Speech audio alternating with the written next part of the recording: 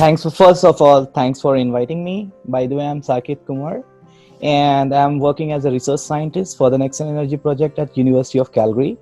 Meanwhile, I'm studying for my master degree by research majoring in petroleum engineering with 100% scholarship at the University of Calgary. And I'm incoming PhD student for the Stanford University starting from January 2021. And apart from that, I did my bachelor degree from India, and that was majoring in like petroleum engineering as well. And and as far as this coronavirus is concerned, me being a researcher, the most like the biggest impact that I am facing is that everything has been delayed. I was thinking that I'll get graduated by this time, but no, I cannot because I'm not able to complete my thesis. I cannot able to work anywhere. So that's the problem. Our degree completion will be delayed, just because of the coronavirus. And a part of that, as you know, oil industries are always sensitive to this such kind of impacts. So this is a very tough time for the oil industry. So that is the thing. Economics are affected for all the countries, even for India as well. So I think this is the biggest impact that I'm seeing for the coronavirus. However, for the students, for the intake and all, I don't think so that it's gonna affect it a lot, because now North American education system, including Canada and the United States, they come out with the new technology called the online education, right?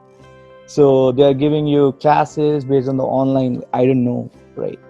But based on my understanding, for a graduate students who is coming from North America, I think this online education system is not that good, because as far as I also did my bachelor degree from India, and the biggest drawback that I have observed in India is the facility. And that facility is something related to the beauty, called the software skills, and the practical knowledge of your stream and your majors. So I think when you come to North America, the biggest beauty of North America education system is the facilities, and that you are able to utilize. Let's say, for an example, if you are taking any course, let's say I'm not a mechanical engineer, but let's take an example for the mechanical engineer stuff. If you are working on a fluid mechanics, so you have to work on some of the technology called like the fluid mechanics comes Newtonian fluid system. So sometimes you do the numerical modeling and you use different types of softwares. In India, you hardly get that software. But if you're taking that course here via online, I don't think so you are able to learn it in that way as you used to get it, right? As you can get it. You're not able to get all those things, right? So that is the drawback of this COVID-19 on the all the prospective students. But apart from that, I think North America, they are good at this, you know, for giving the lectures and all, and for providing education. So I don't think so that the intakes are gonna get impacted just because of COVID-19.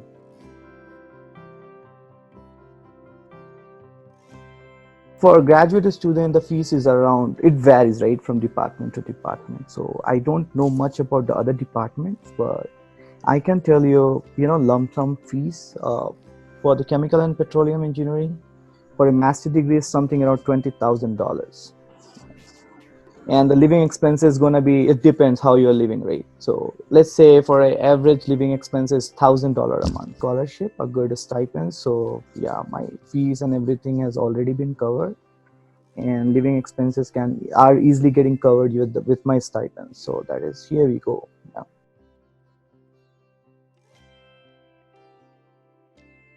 Tough, because as far as my understanding, landing a job, even landing an internship, is totally depends on your skill sets, right?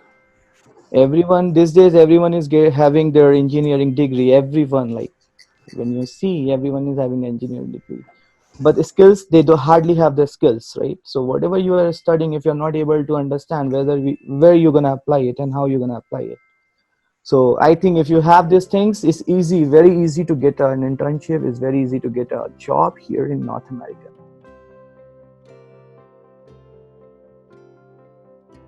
Being a petroleum engineer is a very tough. For me, I'm like quite toward the research and development. For me, like, you can easily get, because maybe oil industry stops drilling, they stop production when the oil prices goes down. but they never stop exploring something, but they never do that, right? So my major is in reservoir engineering. It's a stream in the petroleum engineering. So for me, I think R&D is the best way. You can easily get a researcher job anywhere, and that is the difference between education industry, sorry, Indian industry and the North American industry. They are more into the research and development, and that is the thing. So if you're having a master degree, like kind of, because in North America there are two types of master degree: the master in engineering based on the coursework, and the second one is the master of science by research work, right? So if you have a research degree, I think you can easily land a job in oil industry in North America.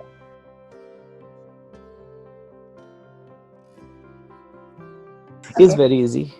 In Canada is very easy because it's fixed. If you have a, like, let's say if you have a study permit for 8 months, you can get the 8 months work permit as well.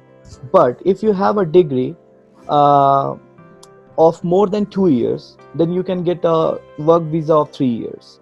And as far my understanding, in Canada it is very easy to for the immigration as well. So meanwhile people are easy, like, it's very easy to get a job, it's very easy to get the work visa. It's very easy. It's that, like, it's a very easy process, and then it's very easy to get the immigrant visa as well, like the PR and all.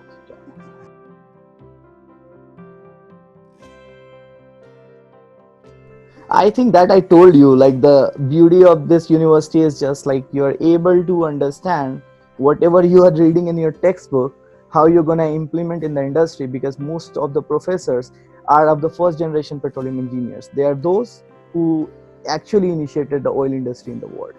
So I think that's the beauty of this university. And for me, like, when I was getting my degree from India, when I was doing my bachelor degree, I was taking many of the mathematical courses, like in technical, for, let's say, reservoir simulation and stuff. I was able to perform all the mathematical calculation on the notebook, but I don't know actually. Everyone say to me, "Do you know this software and this software?" Actually, I was able to run that software, but I didn't know, like, how actually that software works. So here, that is the beauty. You actually understand, okay, how the software works, and when you understand, this is your textbook knowledge and this is the actual software, how it works. And when you understand both of the things, you can easily develop your own. You don't need any other commercial software. So that is the beauty of this university, that easily you can understand how to implement your theoretical knowledge to the practical world.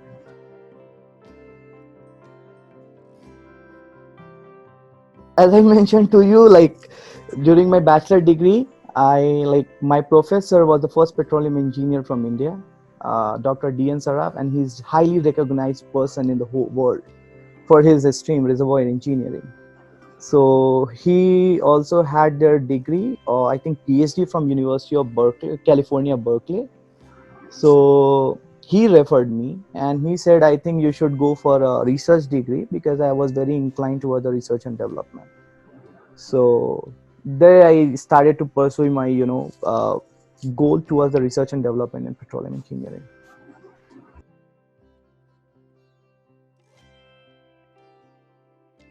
I think homesickness. Because when, like, I just finished my degree in 2018, so I was thinking that I'm going to spend my some time with my family, but actually I was not able to get a single month to spend time with my family, so that was the hurdle for me. And after coming to Canada, it was so worse, but with time everything got settled down and now it's okay.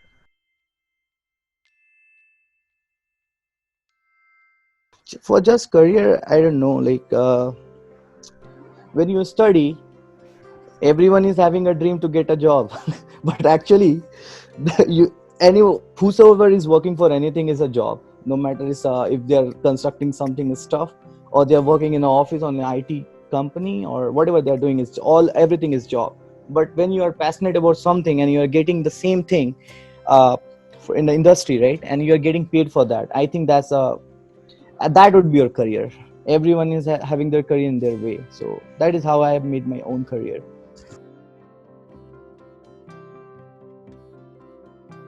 So for me, to explore something, because let's say whatever I have learned during my even my high schools, let's say many things, like, and I was always curious to explore, like, okay, if this is happening, how is happening, right?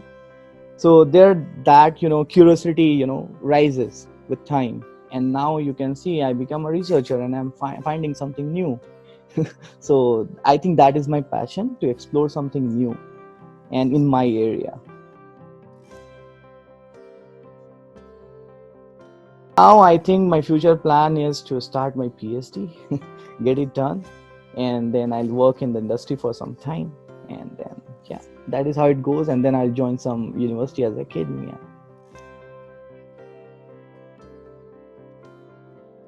For the education, I think they should be more, they should be more into understanding the subject matter rather than just getting a degree.